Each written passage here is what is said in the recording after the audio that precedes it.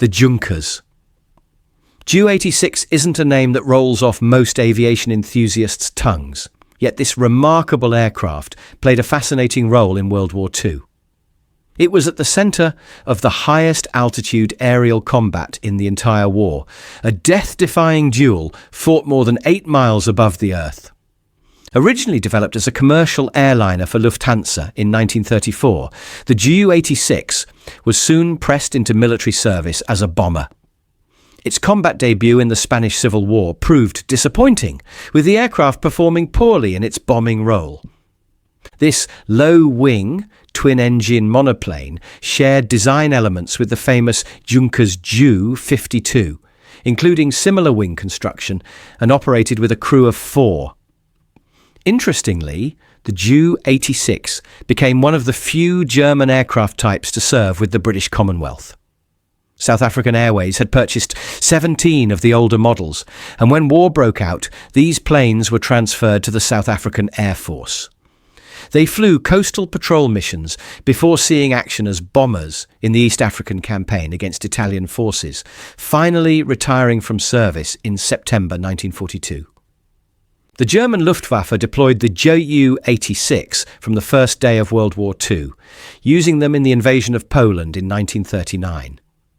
However, the aircraft's mediocre performance prompted a radical redesign. Some Ju-80s were converted into the P variant, a completely different beast, featuring an extended wingspan, pressurized cabin, reduced crew of just 2, and revolutionary Junkers Jumo 207, turbocharged 2-stroke opposed piston diesel engines. The Ju-86P was engineered to cruise comfortably at 39,000 feet, 12,000 metres, and could push even higher. At these altitudes, Allied fighters simply couldn't reach them. Approximately 40 aircraft were converted into 2 versions, the P, one high-altitude bomber, and the P, 2 photo reconnaissance variant, used for intelligence-gathering missions beyond the reach of enemy interception.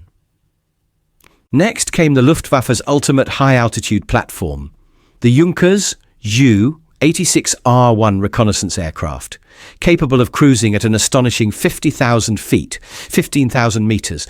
Over 9.5 miles high, this altitude exceeds the cruising height of most modern commercial jetliners. In many ways, the Ju-86 was the U-2 spy plane of its era. The aircraft's diesel engines provided excellent fuel economy and featured supercharging to handle the thin air at extreme altitudes. Operating at such heights presented unprecedented challenges. No nation had routinely flown aircraft at these altitudes before, forcing German engineers to solve numerous technical problems, instrument failures caused by extreme cold, and even the effects of the jet stream, which blew against the aircraft as they entered British airspace. The unarmed reconnaissance version cruised at 186 miles per hour at altitude, relying entirely on height for protection from fighter interception. UK reconnaissance overflights temporarily ceased as Hitler focused his attention on invading the Soviet Union. But in mid-1942, the Ju-86R2 bomber variant began conducting high-altitude nuisance raids against Britain, dropping single 250-kilogram high-explosive bombs. On August 24, 1942, a pair of R2s droned high over southern Britain. 2 bombs fell, one on Camberley, one on Southampton. A Polish Royal Air Force squadron scrambled to intercept, but their Spitfire Mark VCs couldn't reach the Germans' altitude. It was, to put it mildly, infuriating.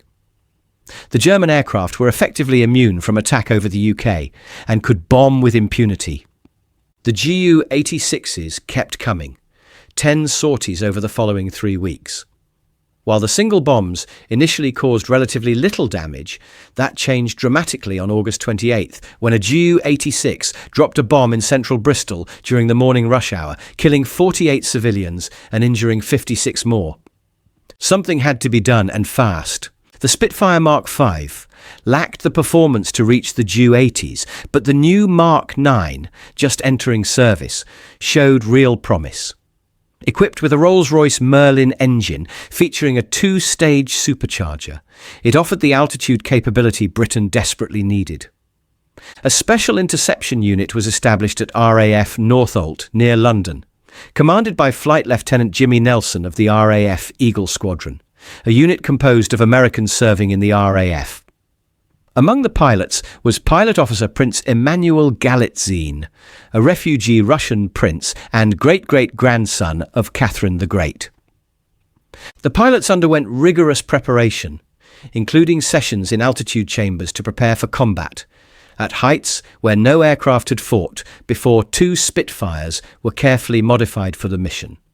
Weight reduction was critical to reaching extreme altitude, so each aircraft was lightened by 450 pounds through several modifications, replacing metal propellers with wooden ones and removing all four Browning .303 machine guns, leaving only two 20mm cannons. During training flights, Prince Galitzine reached 43,000 feet, the highest altitude ever achieved by a Spitfire. Remarkably, his cockpit wasn't pressurized. He survived on an electrically heated flying suit and a primitive oxygen mask. On September 12, 1942, British radar detected an incoming raider flying at extreme altitude. A Ju-86, piloted by Senior Sergeant Horst Götz, with observer Second Lieutenant Erich Sommer from the Höhenkampf Kommando, high-altitude bombing squadron, based at Beauvais in northern France, was heading for Portsmouth on England's south coast. Prince Galitzine scrambled from Northolt and began climbing steadily toward the Ju-86, reported to be passing 40,000 feet. Galitzine spotted the massive German bomber above and in the distance. At first, Sergeant Götz remained unconcerned. A Spitfire couldn't reach him. But as Galitzine's aircraft climbed past 42,000 feet, Götz became alarmed. The Spitfire was still ascending rapidly. Götz released his bomb and injected nitrous oxide into his diesel engines for extra power, attempting to climb higher. He also immediately depressurized the cabin. A single cannon hit on the pressurized fuselage would cause catastrophic explosive decompression. Galitzine could see the Germans' desperate maneuvers. He jettisoned his 30-gallon external fuel tank and continued climbing.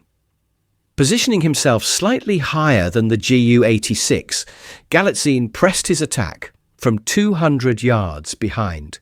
He managed a short burst before his left cannon jammed, throwing off his aircraft's balance. Galitzine flew directly into the Ju-86's contrail, and ice immediately formed on the Spitfire's canopy. He temporarily lost control. At 44,000 feet, Galitzine maneuvered for another shot.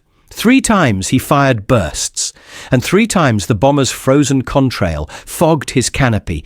Running dangerously low on fuel after 45 minutes of high-altitude combat, Galitzine broke off the engagement. The Ju-86 disappeared over the English Channel. This was the highest aerial combat of World War II. Sergeant Götz landed safely in France with a single British 20mm cannon shell hole in his port wing. But the bluff had been called. The Ju-86s never returned to British airspace. Now that the British possessed a fighter capable of reaching and engaging them, the risk was too great. The British eventually shot down 2 Ju-86 over North Africa, later in 1942, using modified Spitfire Mark MCs that could climb higher over the desert thanks to denser air at higher altitudes compared to Europe. Horst Götz would return to Britain one more time, but in superior equipment. Late in the war, he piloted an Arado R-234 jet on photo reconnaissance flights over the UK, once again flying high and beyond the reach of British piston engine fighters. Both Götz and Prince Galitzine survived the war and met 30 years later, becoming good friends. As Götz told reporters in 1975, "Emanuel and I have talked about our battle in great detail, and we now understand each other's problems. The next time we fly against each other, we shall be able to do things better." Again, thanks for watching. If you enjoyed this story, Please like and subscribe. It really helps a small channel like ours grow and allows us to bring you more fascinating stories from history.